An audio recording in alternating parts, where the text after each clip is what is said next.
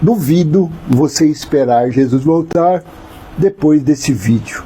Leia comigo Lucas capítulo 23, do versículo 26 ao 31.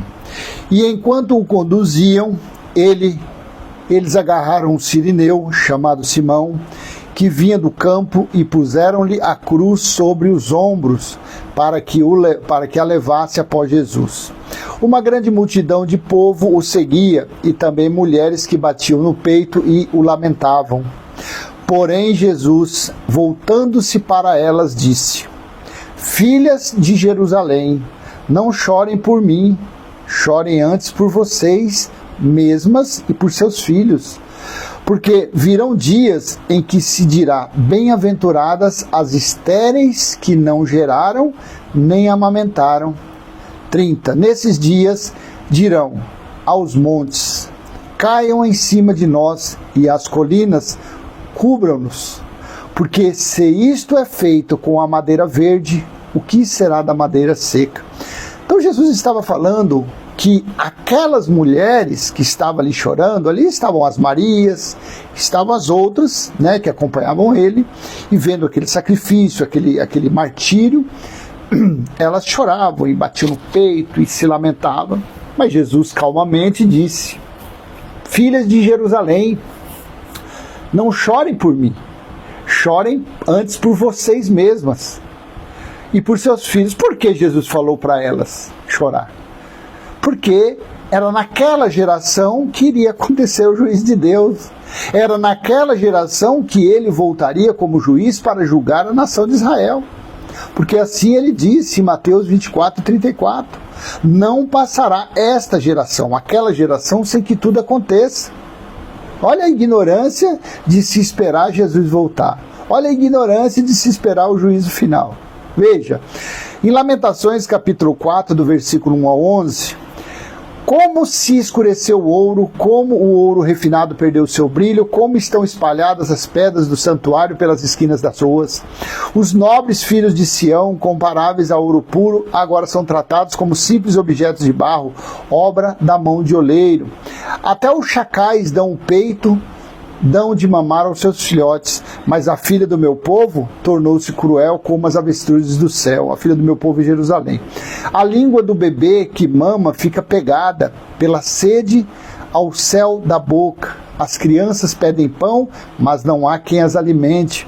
Os que se alimentavam de comidas finas desfalecem nas ruas. Os que se criaram dentre escarlate agora vivem como um monte de lixo. Porque a maldade da filha do meu povo é maior do que o pecado de Sodoma, que foi destruída no momento, sem intervenção humana. 7. Os seus príncipes eram mais alvos do que a neve, mais brancos do que o leite, eram mais ruivos do que o corpo, do que os corais, e tinham a formosura de safira. Mas agora o aspecto deles é mais escuro do que a fuligem, não são reconhecidos nas ruas, a sua pele grudou nos ossos, secou-se como madeira. 9. Mais felizes foram as vítimas da espada do que as vítimas da fome, porque estas se definham atingidas mortalmente pela falta do produto dos campos. 10. As mãos das mulheres que antes eram compassivas cozinharam os seus próprios filhos. Estes lhe serviram de alimento quando a filha do meu povo foi destruída. O Senhor deu cumprimento à sua indignação, derramou o furor da sua ira, acendeu o fogo em Sião, que consumiu os seus alicerces. Jesus disse que elas iriam passar por isso. Elas iriam, aquelas no dia da grande tribulação, elas iriam cozinhar os seus próprios filhos, por falta de tudo. Dentro de Jerusalém, no ano de 69 ao ano de 70, a água que eles bebiam foi sangue. A comida era carne de outras pessoas que eles tiravam e cozinhavam e comiam. Por isso que Jesus disse: mulheres, não chorem por mim, chorem por vocês. Porque Jesus já estava prevendo o que iria acontecer com elas e com os filhos dela. O sofrimento da grande tribulação. Em Apocalipse capítulo 9, versículo 6, naqueles dias as pessoas buscarão a morte e não a encontrarão. Também terão desejo de morrer, mas a morte fugirá dela. Exatamente como foi falado em Lamentações capítulo 4, versículo 9. que no dia da grande tribulação as pessoas queriam morrer, procuravam a morte, mas a morte fugiu dela. Estava sendo falado aqui em Apocalipse. Em Apocalipse 6, capítulo 15 ao 17, os reis da terra, os grandes, os comandantes, os ricos, os poderosos e todo escravo e todo livre se esconderam nas cavernas e nos penhascos dos montes. 16, e disseram aos montes e aos rochedos, caiam sobre nós e nos escondam na face daquele que está sentado no trono da ira do Cordeiro. Veja o versículo 17, porque chegou o grande dia da ira deles. E quem poderá subsistir? Foi exatamente o que Jesus disse aqui, ó. Veja, filhas de Jerusalém, não chorem por mim, chorem antes por vocês mesmas e por seus filhos, porque virão dias em que se dirá, bem-aventuradas as estéreis, que não geraram nem amamentaram. Nesses dias dirão aos montes, caiam em cima de nós, e as colinas cubram-nos, porque se isto é feito com a madeira verde, o que será da madeira seca? Esse trecho mostra claramente que Jesus estava falando que aquelas pessoas iriam passar por isso. E no Apocalipse, no capítulo 6, do versículo 15 ao 17, ficou claro que João estava em espírito falando que os homens... Porque lembra que Jesus falou lá em Mateus 24, Marcos 13, Lucas 21? Quando começarem a ver Jerusalém sendo cercada, fujam para a Judéia, fujam para os montes. Jesus não falou isso? Porque estava começando a grande tribulação. Então, João falando no livro do Apocalipse, do capítulo 6, 15 a 17, que tinha chegado a hora e que reis, príncipes, autoridades, estavam tudo procurando uma caverninha para se esconder. Por quê? Porque a ira tinha chegado, o juízo tinha chegado. Então, meu irmão, duvido você esperar Jesus voltar depois desse vídeo. Se você pegar, porque aqui eu estou gravando o vídeo no máximo 10 minutos, mas se você pegar esses versículos que eu te passei aí e você fazer um estudo bem profundo, você vai entender que não tem a mínima possibilidade mais de Jesus voltar.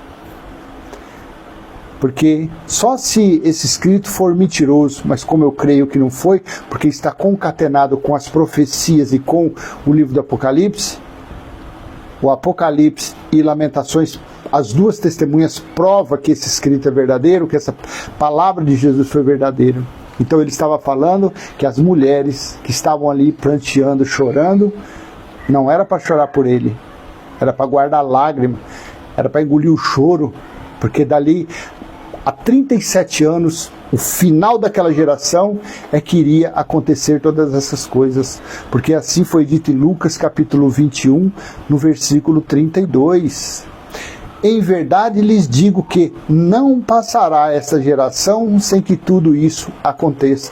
Me desculpa falar, mas além da ignorância de achar que dízimo é dinheiro, achar que tem que buscar Deus em tempo de pedra, eu acho que a maior delas ainda é achar que Jesus vai voltar. Que as mulheres terão que fazer tudo de novo, o que fizeram dentro dos muros de Jerusalém há quase 2000 anos atrás. As mulheres terem que cozinhar os seus próprios recém-nascidos, como está lá em Deuteronômio 28, do versículo 53 em diante. As mulheres chegaram ao ponto de comer a placenta dos seus filhos que nasciam. E elas não dividiam seus filhos com ninguém. Como disse Flávio Joséfo, uma mulher disse, para que eu vou dar meu filho para você comer, sendo que eu que gerei? Sendo assim, eu mesmo é que vou comê-lo.